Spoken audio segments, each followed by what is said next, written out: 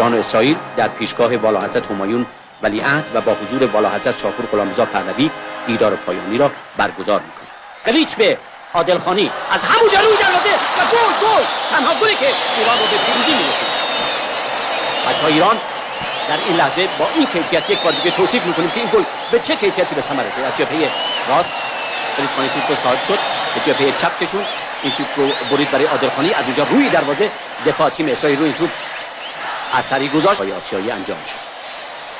والاحضرت ولیعهد ایران به استادیوم میان تا جوایز قهرمانان رو اهدا کنند. اولین مدال رشیدی، ناصر حجازی، جعفر کاشانی،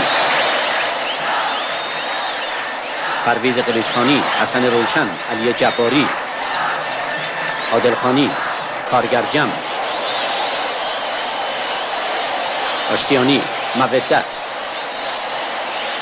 مظلومی، مسیح نیا، پروین،